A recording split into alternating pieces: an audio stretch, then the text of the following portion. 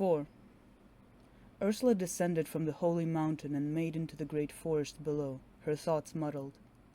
Madeline the spile floated silently behind, stopping to examine the foliage of this new world. A single moon was rising to the east, even in daylight. Alien birds chirped. All worlds smelled different. This one was soil after rain. Ursula wandered randomly across rivers over bogs. At last she came upon a lake. She sat on the bank of the lake and hurriedly looked over her lecture notes. If she could not talk about the Bivnik effect, there was little else to bring up that would interest anyone. If she could not talk about the Bivnik effect, it might not be too long before there was no one left to interest anyway. Lepus, she thought. I wish you were here. 5. So it was then a native man came stepping through the trees. His name was Johannes. He had wild blonde hair down to his shoulders and wore nothing but ripped shorts and a satchel. He foraged about a while in the reeds of the lake, looking for mushrooms and collecting them in a satchel. Through the trees he sighted a brown bear. It was sitting on the bank of the lake. It wore the traditional blue robe of a deva, and some kind of white spherical object hovered at its side. After a few moments the bear caught sight of Johannes. The bear cocked its head, approached. Johannes fell to his knees and prostrated in the dirt. He said, "Venerable one, on behalf of the ancestors, I honor you." "Okay, thank you," the bear said in a woman's voice. "Venerable one, on behalf of the village children, I honor you." The bear nodded. "That's very kind." "Venerable one, please stop saying venerable one." Johannes picked up. The bear offered a huge brown paw. Johannes accepted it and stood to his feet. He had never been so close to a deva. He saw that the bear's irises were burning blue and hexagonal. He could smell her, cinnamon, cardamom, and many other spices he did not recognize. "What are you doing here?" the bear said. "I'm sorry," Johannes said meekly. "If this is devatory, I did not know it. I only—" The bear said firmly, "Would you stop that? It's a lake. No one owns lakes. I'm just making conversation." Slowly Johannes said, "I'm collecting mushrooms. May I try one?" Johannes offered his satchel. The bear put a mushroom to her mouth, nibbled, and tried to hide her obvious distaste. She extended a paw. "My name is Ursula." Johannes bowed. "Venerable one." Gently the bear lifted his head back up. She took his hand and put it in her paw and shook. She said, "Please don't call me Venerable One. We've talked about this." He nodded. "My name is Johannes." The floating sphere approached Johannes. He stepped back fearfully, but the bear said, "No, it's all right. This is my friend. Her name is Madeline." The sphere fell apart into dust, and the dust became an outstretched hand. Slowly Johannes met it with his own hand and shook. A silence endured, the bear towering, the native trying not to cower. Finally the bear said, "Do you live nearby, Johannes?" "Yes, a village a mile that way, called Hisaria." "Are there many of you?" "Perhaps 100. We farm moksha." The bear appeared to be waiting for a question from Johannes in return. None came, so the bear said, "This is a good place to come and think, isn't it?" Johannes nodded. "I have to give a talk to many devas in a few hours. If I'm honest about some matters, it will be a problem. If I'm not honest, then it will be an even bigger problem. What do you think I should do?" "Is this a test?" Johannes wondered. "Am I under suspicion for something? I have walked hard all winter. What could I be guilty of?" He said cautiously, "The edicts say that it is always better to be honest." The bear considered this, nodded. "I think you are right. Thank you. This is a test," he thought. "I have angered the gods somehow. I must absolve." Ursula raised an eyebrow. "Wait, what are the edicts?" Uncertainly Johannes said, "The native Devon edicts," he thought. Edict 7. Unless one is a village chief or a peacekeeper, no native shall engage in direct contact with a deva. I am already bound for punishment. I must submit an offering. It is my last hope. Johannes took a red and white thread bracelet from his satchel. My village wear these to celebrate the coming of spring. He held the bracelet out. May I? The bear presented her trunk of a wrist. Johannes tied the bracelet on, and the bear admired it. I'm sorry, Johannes. I'm not from Earth. I don't know the custom. He stuttered. When the first stalk of spring is sighted, you can tie the bracelet to a branch. Then quickly he added, but it is not compulsory. That is a very pleasant tradition. She stared down at him, smiling, her irises hexagonal and bluer than day. There came the distant blare of a horn. The bear said apologetically, well, I should go. Thank you for the advice, Johannes. Have a safe journey back to your village.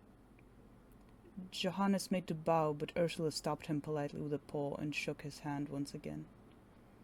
Then she turned about to the sacred east and walked noiselessly into the air. 6. Johannes returned to the village and told no one of his encounter with Ursula the Deva Bear. Little purple moksha flowers bloomed all about the village's perimeter. The moksha harvest deadline was only 3 days away now, and from sunrise to evening the fields were alive with village folk picking and gathering.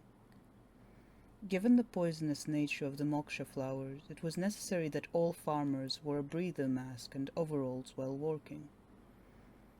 Even so, the smell of moksha crept in through the mask occasionally, something close to spiced vanilla. Stories of moksha folly were told across the farmers' history, of folk whose masks had fallen off by negligence. So the stories went that by the time another farmer reached him, the fool was either lying in the moksha with his eyes wide open, or crying with laughter, or screaming in delight, or dead. 7. At the exact middle of the temple of Venerable Lord Mriga was the golden atrium. Many hundreds of devas shuffled in, rolled out prayer mats, and sat in full lotus, their blue robes bunched about their paws and hooves. A bell rang out, and several temple initiates entered bearing urns of billowing moksha incense. The purple smoke soon filled the hall. The crowd breathed as one, filling their lungs with the bitter tickle of moksha. Emma, Emma, they chanted in unison, invoking the doctrine of eyes. Beneath closed, meditative eyes, their irises warped yet more hexagonal. The initiates exited, the moksha dispersed. Space lensed a moment, and Lord Mriga appeared on a jade dais before the crowd. He bowed, and the crowd bowed in response. His voice reverberated about the hall. Great sages and seers, I am deeply honored by your presence. In accordance with the ancient tradition, on this, the opening day of Shangha, we are to enjoy several lectures from the greatest minds in samsara. Our first speaker is a visiting scientist from and dean of Gerhardt University. I'm sure many of you are familiar with her work.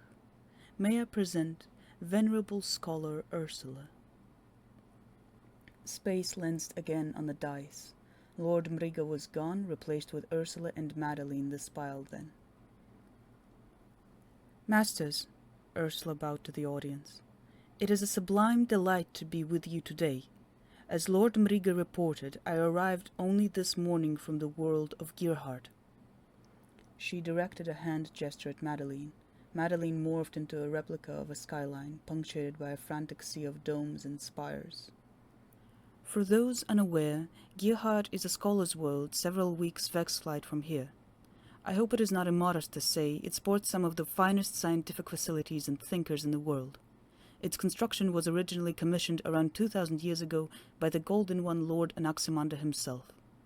Its mission today is no different to that during this sacred period, namely to unmask the workings of the world. Ursula surveyed the crowd and found with little surprise that many eyes were vacant already. She thought of Johannes the human native, the same dim light of incuriousness about him. Ursula continued. Learned lords, it is the goal of all living creatures to attain transcendence. Life is but the conquest of dimensionality. Our great union, of course, strains for that ultimate transcendence the Golden One achieved millennia ago, Nibbana.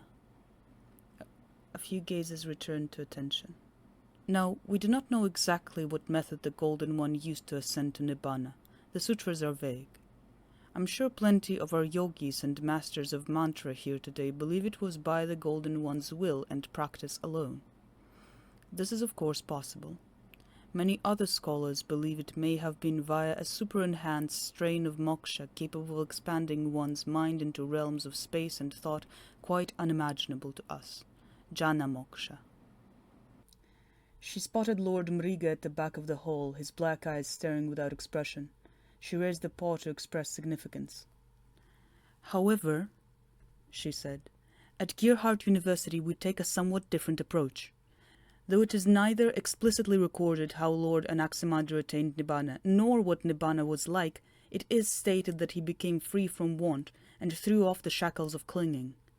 To me, this doesn't sound like a new strain of moksha or a victory via meditation. Rather, Lord Anaximander seems to have given up the quest for the attainment of transcendence. He became content with his lot. A long silence. Then a shout from the back. But why did the Golden One invite us to ascend to Nibbana if it's so dull? Because he foresaw that the only way to attain the infinite is to surrender to it. He saw he was an expression of the infinite, as we all are. Shall I do this? Ursula wondered. Once again she caught Mriga's nothing eyes and his gaze bored deep into her. Oh, to hell with it. Be with me in spirit, Lepus. My lords, I believe Lord Anaximander was attempting to tell us something about sociology, not theology. Another hand gesture, and Madeline split into a frenzy of swirling orbs. These are the 1,000,000 worlds of the Devon Union. Each year the Union colonies push further and further out into space. The process is exponential, of course. As more worlds are settled, more settlers can be dispatched from those worlds for new worlds. The mathematician Lord Lepus and I became rather curious regarding what should happen if this process continues at its current rate, harvesting worlds and stars with full abandon. Mriga began trotting urgently towards the stage. Ursula gabbled. We predict total galactic collapse within 1,000 years if this rate of expansion is maintained. A gasp, cries of indignation, then low muttering abounded. Ursula raised her voice.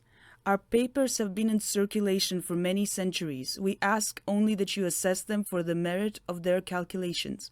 Galactic resources are not infinite, and failure to recognize that will result in mass-scale catastrophe. Masters, this is the certain endpoint of what we call the Bivnik effect. Mriga materialized suddenly beside Ursula on the dais. He struck the ceremony bell, called out. My lords, please do not alarm yourselves. Venerable scholar Ursula's theories are but a model. I speak as one versed in these matters myself. Someone shouted, What are we to do? Ursula said, We should rein in galactic expansion immediately, lest the process soon run out of control. Madam, Mriga snapped. A theosophical argument broke out at the front of the crowd, chatter from the middle. Pelicans stood to their feet, snakes uncoiled and rose. Someone threw open the main door and initiates peered nervously in on the commotion. Mriga expanded his body across all axes, towering suddenly over the audience in 3 space and 4, in Samsara and Vex. The muttering quieted, eyes melted from alarm to sober attention. Mriga said, Masters, let us not lose our heads before the banquet. Once again, Lady Ursula is a theorist, and as much as theory is essential for the climb towards Nibbana, theoretics is more an intellectual sport than a science. Ursula tried to interject, but Mriga raised his voice above hers. In the afternoon we will welcome 3 more scholars to the stage to talk on theological matters. We shall be nourished by their wisdom as we are now by Lady Ursula and her mathematical imaginings. Ursula said, All right, but... Mrigger raised a gold-speckled hoof. Emma, he sang, invoking the holy mantra. The crowd prostrated before him. Emma, they sang. Within the mantra was the meaning of the world and the emptiness of the world also. Within the mantra was the promise to attain full ascendance as the Golden One had. It was love and contempt and distance and width, the unconditional declaration that consciousness was but one floating branch caught in the great river of becoming, rushed in rapturous ecstasy towards a final, perfect meta-yes. Emma, Ursula muttered and searched her robe for cigarettes. 8. Below the great temple, amid the great valley, in the village of Hisaria, the moksha harvest was almost complete. Soon would be the party days, but that evening many of the village folk were tired and trudged off to their beds. Johannes was not so tired. He collected the whiskey bottle from his yurt and made to his favorite oak tree and climbed to the highest branch. The night was clear and the stars were out in their millions, swaddled in the dust of the Milky Way. A rustle. Johannes turned about. An enormous brown bear was perched on a branch behind. Johannes yelled in shock and almost fell out of the tree. The bear raised pleading paws the size of frying pans. "It's fine, it's me, or it's Ursula," she said. Johannes caught his breath and bowed, limbs shaking. The bear appeared no different from their first visit, wearing the same blue robe, sporting the same burning hexagonal blue irises. The bear glanced at the whiskey bottle. Johannes offered it uncertainly. The bear took a sip, then several huge glugs. She wiped her mouth and said, "Now that's a lot better than your lake mushrooms. Hot damn!" She passed the bottle back, and Johannes thought how strange it was that a goddess's saliva lay on the bottle's rim now. Ursula lit a cigarette. She said, "Well, I tried your approach of honesty in my lecture." She waited for Johannes to follow with a question, but he only stared. "It didn't go great. I'm sorry." "It's not your fault." She studied his face via the light of the moon. She said, "You know, we have native humans like you on my world too, only they aren't just farmers." "Aren't just farmers," Johannes echoed. "No, some are scientists, some are artists, some are politicians." Politicians. She waited again for a spark of curiosity. "Nothing," she said. "Your hand, please." Johannes presented it. Ursula removed her holy necklace and placed it in his palm. From the necklace hung a glass-looking charm, spherical at first, then a cube, then a pyramid, morphing tirelessly. Johannes's mouth fell open. Ursula said, "Thank you for your bracelet to welcome the spring. Here is my gift to you then. My people are also celebrating an occasion, hence my visit to this world. It is called the Festival of Shangha. We bear these to honor it." Then, to test his curiosity, "We celebrate the festival every 100 years. I have celebrated it personally 11 times now." Johannes said, A shooting star streaked out over the west. Ursula nodded to its wake and said, "Do you know what those are?" Johannes shook his head. "Well, do you have schools here?" "Yes. What do they teach you about shooting stars?" "Nothing. We learn to farm and care for the land, and some of us to read and write, too." "Well, would you like to know a little about the sky?"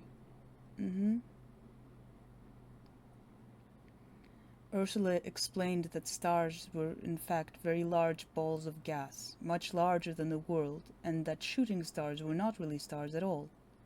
She explained there were more worlds in the heavens than every grain of sand on every beach of earth combined, and that the distances between each world were further than Johannes could walk in 1,000,000,000 lifetimes.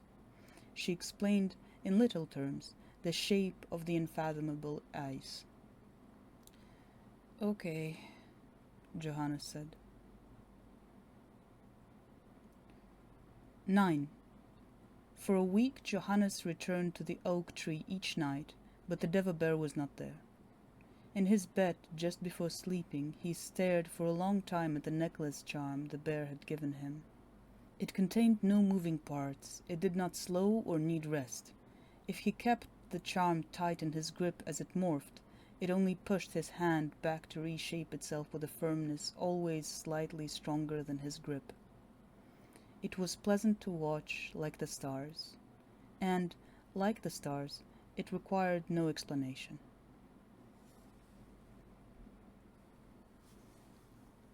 10. Out one evening on a walk near the village boundary, Johannes heard a powerful footfall behind. It was Ursula and her floating white sphere. Ursula was dressed not in her usual blue robe, but in a purple dress, and with a rucksack on her back. "Venerable one, an honor," Ursula said and bowed to Johannes. Johannes smiled uncertainly and had no joke to reciprocate with. "I thought we could take a walk and maybe talk some more about cosmic things." All right," Johannes said. Ursula led, and when they reached the village boundary, Johannes paused. "It's not allowed," he said. "It's fine. You're with a Deva." Still he hesitated. Ursula stepped over the boundary and held out a paw. She said, "Venerable one, there are wondrous things to see, but they shall only make themselves apparent to those brave enough to go adventuring. Besides, I've got wine and fancy glasses." Reluctantly, Johannes took her paw and stepped over the village boundary for the first time in his life. The ground quickly became alien as they walked, no sign of crops nor moksha. Ursula led him into a forest, and much twittering and clacking came from the trees, and when Johannes stopped here and there in nervousness, Ursula only took his hand again and gently pulled him on. At last they emerged from the forest upon a cliff, a great churning river below. Ursula brought a blanket from her rucksack and laid it out upon the cliff. She sat and beckoned that Johannes do the same. Next she brought out wine and glasses and poured. She clinked their glasses together in some strange custom Johannes did not know. Johannes seemed to be allowed to drink then, and he drank. He took a small survey of the horizon and noticed a collection of curious jagged shapes to the east across the river, all spires and needle towers, more organic than constructed, improving on nature's aesthetic rather than standing in defiance of her. Following his gaze, Ursula said, "They're buildings." "Temples?" Johannes asked. "No, not temples. A city from before the Devon eras." With care she added, "Native men and women lived in it. There are the remains of the cities of men and women all across the Devon Union." Johannes's eyes alternated between Ursula and the city. Ursula to check she was being truthful, the city to check it stayed in existence. He said, "Men and women, like those in my village." "That's right." Ursula's sphere came soaring up from the cliff, dragging an object behind in a field of dust. The sphere laid the object at their feet. Ursula said, "Well now, Madeline has found something." Johannes saw the object was metal and engraved with many unfamiliar lines and glyphs, hints of miniature mechanisms on the underside. "A machine," he murmured. "A machine, yes," Ursula said. "This is one of the shooting stars we saw up in your tree. Lots of these sorts of devices were put in the sky many thousands of years ago so folk could communicate across great distances. No one cares for them now, and they fall back to the ground." She turned her hexagonal eyes directly on Johannes. "And the machines were not built and put there by Devas, but by men and women, by your ancestors, same as that city across the water." Johannes stared. "Men and women," he muttered.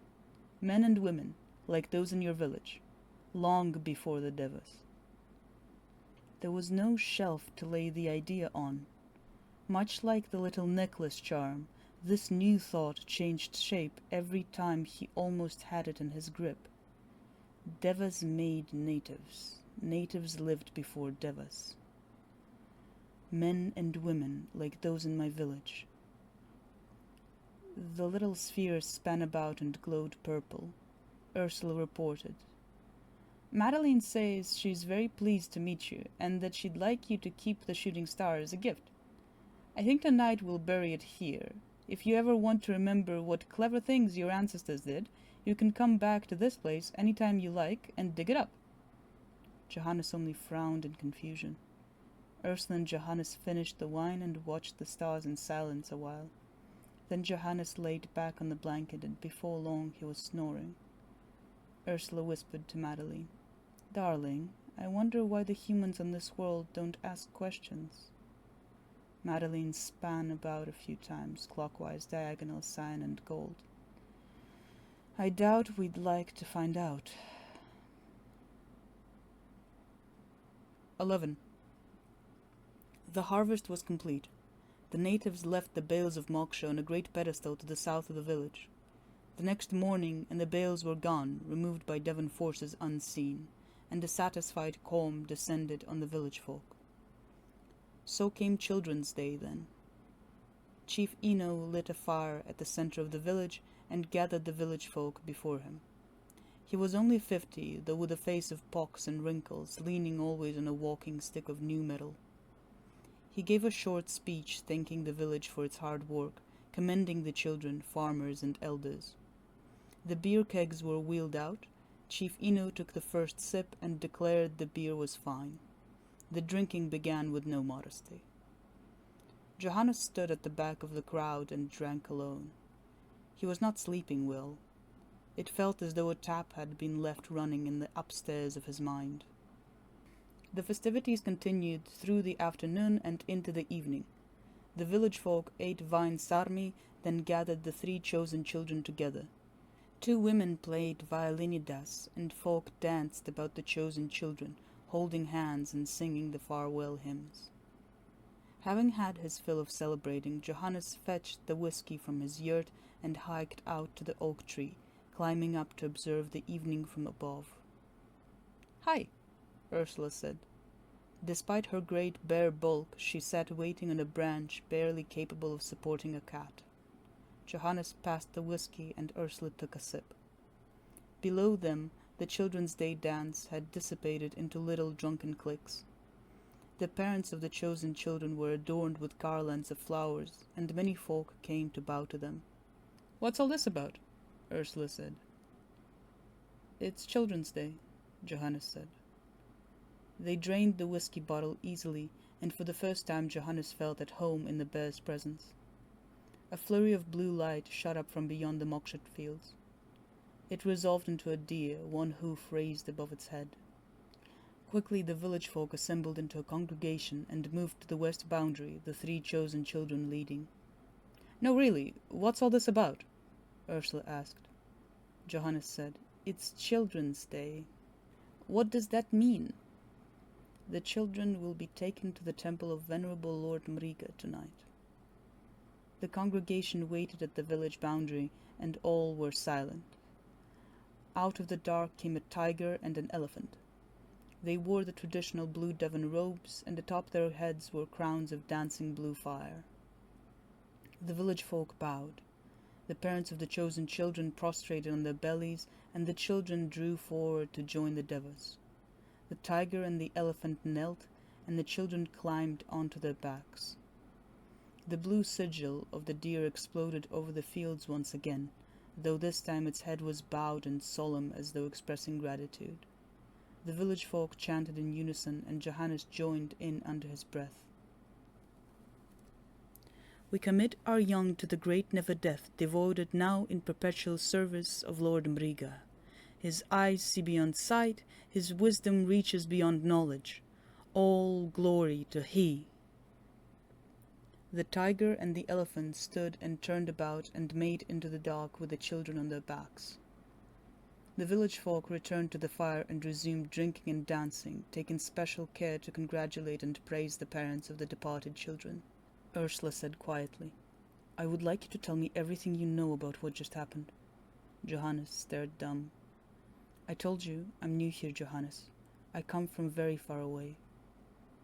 Uncertainly, Johannes said, At the end of every harvest cycle, 3 of the hardest walking children are selected by Chief Ino to live in venerable Lord Mriga's temple. Do you know Lord Mriga? I know him. What happens next? The children train to become devas. It is our reward for a good harvest. 3 of our young to join your holy ranks. Do the children come back? They watch us from above, Johannes said with wide eyes of awe. Have any children ever come back to the village, though? Not that I know of. He turned about to read the bear's face, but she had vanished.